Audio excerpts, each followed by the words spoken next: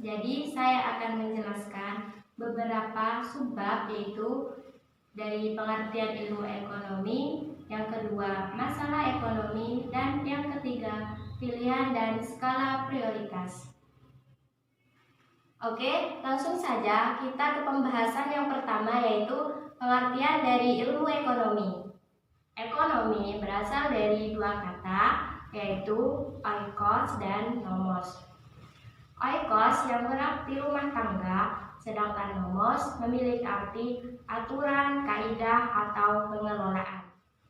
Secara istilah, ilmu ekonomi adalah ilmu yang mempelajari bagaimana individu atau masyarakat memilih cara menggunakan sumber daya yang langka untuk memenuhi kebutuhan sebagai usaha mencapai kemakmuran.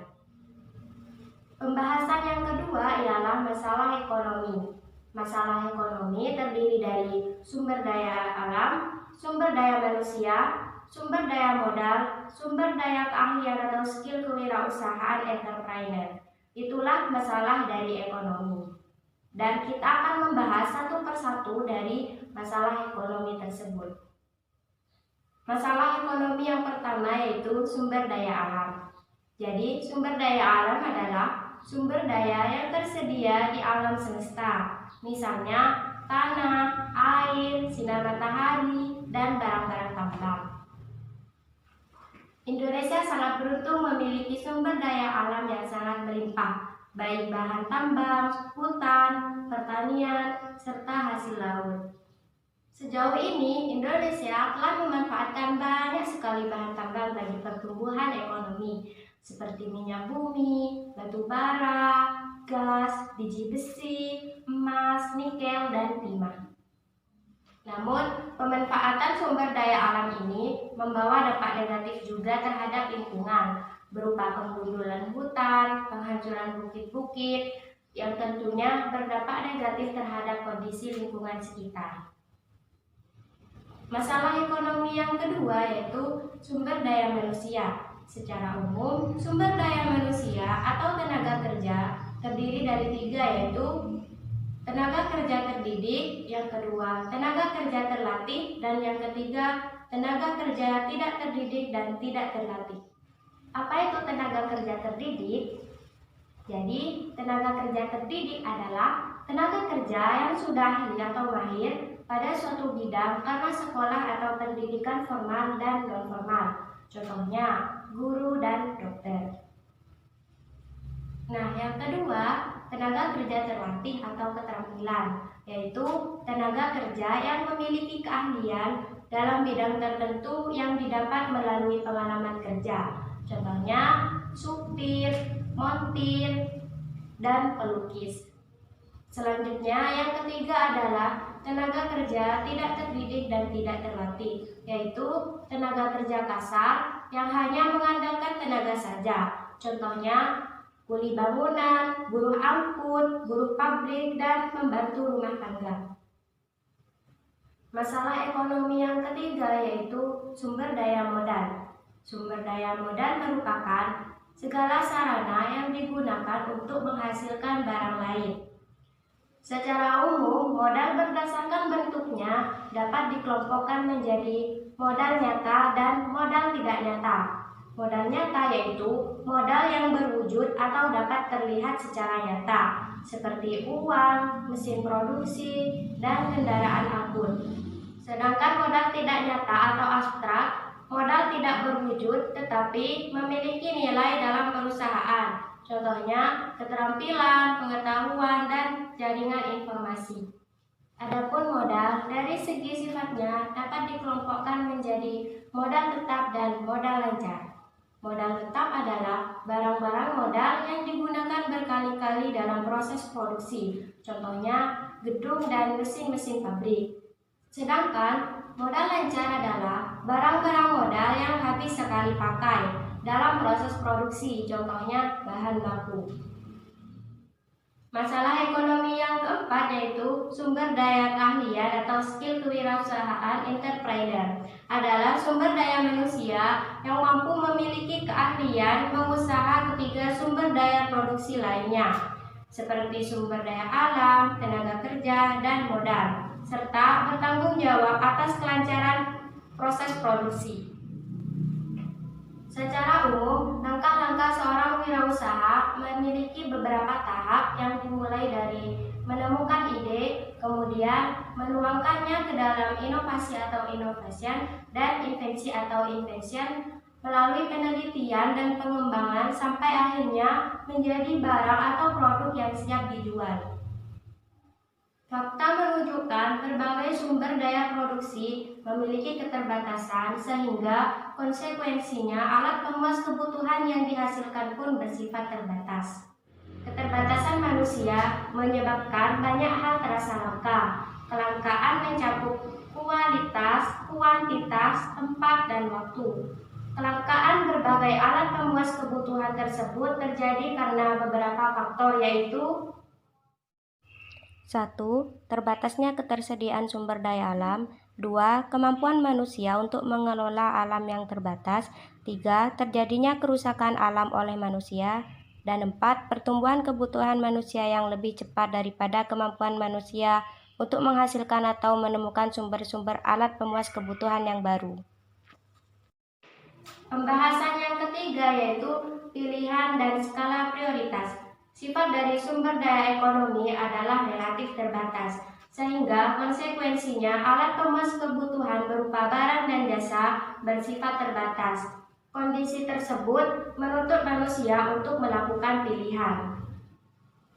Dalam hal melakukan pilihan, manusia juga harus dapat membedakan antara kebutuhan dan keinginan. Kebutuhan atau needs adalah hal dasar yang diperlukan oleh manusia untuk memenuhi kebutuhannya, misalnya makan, minum, pakaian, tempat tinggal, serta norma dan agama. Sedangkan keinginan atau wants, kebutuhan yang telah dipengaruhi oleh lingkungan, pendidikan, kedudukan sosial, dan kepentingan. Itulah salah satu faktor yang menyebabkan timbulnya banyak pilihan untuk memenuhi kebutuhan. Terbatasnya sumber daya yang tersedia dibandingkan dengan kebutuhan dan keinginan menyebabkan pilihan atau choice yang bersifat individu dan kolektif. Assalamualaikum semuanya, saya Elza Febria. Di sini saya akan menjelaskan tentang prinsip ekonomi dan motif ekonomi. Yang pertama, kita akan membahas tentang prinsip ekonomi. Apa sih prinsip ekonomi? Prinsip ekonomi merupakan garis-garis penuntun yang digunakan oleh pelaku ekonomi dalam melakukan tindakan ekonomi. Prinsip ekonomi dapat juga diartikan sebagai pedoman dalam melakukan tindakan ekonomi yang di dalamnya terkandung asas tertentu untuk memperoleh hasil yang maksimal. Dalam melakukan tindakan ekonomi, kita hendaknya tidak menghalalkan segala cara. Prinsip ekonomi yang sebaiknya dilakukan adalah memberikan manfaat atau keuntungan bagi masyarakat serta memerhatikan etika dan moral. Dengan menerapkan prinsip ekonomi, seseorang telah bertindak secara rasional dalam sudut pandang ekonomi. Prinsip ini berlaku bagi seseorang yang telah melakukan tindakan ekonomi yang meliputi seperti produksi, konsumsi, dan distribusi. Prinsip ekonomi terdiri dari 3 bagian. Yang pertama ada prinsip ekonomi produsen, yang kedua ada prinsip ekonomi konsumen, dan yang ketiga ada prinsip ekonomi distributor. Yang pertama, kita akan membahas tentang prinsip ekonomi produsen. Produsen dalam melakukan proses produksi harus menentukan pilihan dalam pemanfaatan sumber daya. Produsen dapat juga berpikir untuk menghasilkan produk sebanyak-banyaknya dengan biaya pengorbanan tertentu. Oleh karena itu, produsen dapat mempertimbangkan hal-hal seperti 1. Menentukan produk yang sesuai dengan selera masyarakat. Yang kedua, membuat barang berkualitas. Yang ketiga, menentukan teknik produksi yang efisien. Yang keempat, menggunakan bahan baku berkualitas. Yang kelima, menentukan lokasi perusahaan yang dekat dengan faktor produksi. Yang keenam, mengharapkan keuntungan yang optimal. Yang kedua, kita akan membahas tentang prinsip ekonomi konsumen. Dengan prinsip ekonomi, konsumen akan mencari alternatif yang paling rasional sehingga memperoleh hasil yang maksimal. Dengan menerapkan prinsip ekonomi, konsumen dapat melakukan hal-hal seperti 1. Membuat daftar skala prioritas kebutuhan. Yang kedua, memperhatikan manfaat atas penggunaan barang dan jasa.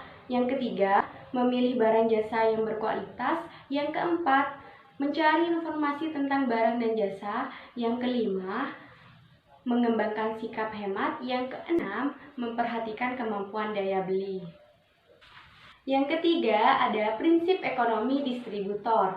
Dalam melakukan perannya, distributor juga perlu menerapkan prinsip ekonomi. Prinsip yang dapat diterapkan adalah dengan biaya tertentu. Distributor dapat menyalurkan barang dan jasa dalam jumlah, mutu, dan waktu yang tepat. Dengan menerapkan prinsip ekonomi, distributor dapat melakukan hal-hal seperti 1. Menentukan harga jual. Yang kedua, memilih sarana transportasi yang sesuai dengan kebutuhan masyarakat.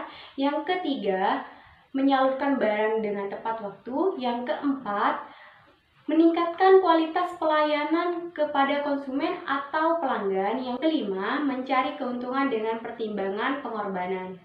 Selanjutnya, kita akan membahas tentang motif ekonomi.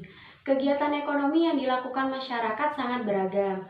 Selain itu, setiap individu melakukan kegiatan ekonomi yang berbeda-beda. Perbedaan tersebut disebabkan adanya alasan mengapa ekonomi berbeda. Jadi, motif ekonomi merupakan alasan yang mendasari seseorang melakukan tindakan ekonomi.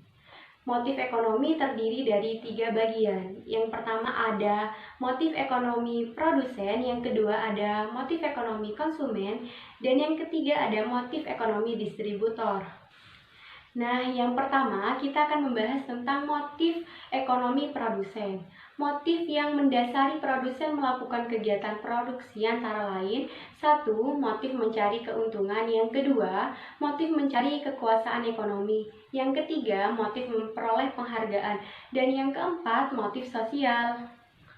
Yang kedua, ada motif ekonomi konsumen. Seorang konsumen dalam melakukan tindakan ekonomi pasti didasari oleh motif tertentu. Motif yang mendasari konsumen dalam melakukan tindakan ekonomi antara lain 1. Memperoleh kepuasan maksimal. Yang kedua, menaikkan status sosial. Yang ketiga, memperoleh pengakuan di lingkungan. Yang keempat, mempertahankan keberlangsungan hidup. Yang kelima, motif berbuat sosial. Yang ketiga, ada motif ekonomi distributor. Distributor merupakan pelaku ekonomi yang menyalurkan barang dan jasa dari produsen ke masyarakat. Kegiatan ini memiliki tujuan memperoleh balas jasa berupa laba. Akan tetapi, ada satu lembaga distribusi yang memiliki motif mensejahterakan anggotanya. Lembaga tersebut adalah koperasi. Koperasi merupakan badan usaha bersama yang mengutamakan kepentingan anggotanya.